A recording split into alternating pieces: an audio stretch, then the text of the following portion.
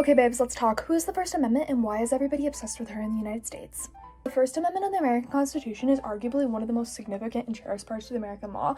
It encompasses 5 essential freedoms that form the cornerstones of a democratic society. Freedom of religion, speech, press, assembly, and pension. Freedom of religion. Okay, so this clause prevents the government from establishing an official religion that protects individuals' rights to practice their religion freely without interference or persecution from the state. It also prohibits the government from favoring one religion over others. The principle ensures that citizens have the right to worship or not worship as they see fit, promoting religious pluralism and tolerance. Okay, the freedom of speech guarantees individuals the right to express their opinions, beliefs, and ideas without fear of censorship or retaliation from the government. This protection extends to all forms of expression, including spoken words, written communication, symbolic speech, such as gestures or clothing, and artistic expression. However, there are limitations to that free speech, such as defamation, incitement to violence, obscenity, and hate speech. Basically, it means you can say what you want. However, in a civil court of law, there might be a few things that will get you in trouble.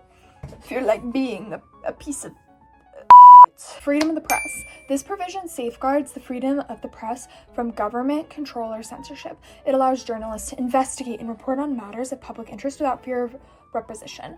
A free press serves as a vital check on government power, providing citizens with the information necessary for informed decision-making and holding public officials accountable for their actions.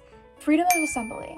This is the right to peacefully assemble and enables individuals to gather in groups for various purposes, such as political rallies, protests, marches, and public meetings. This freedom ensures that citizens can collectively express their grievances, advocate for social change, and participate in the democratic process. However, assemblies must be peaceful and cannot infringe on the rights of others or pose a threat to public safety.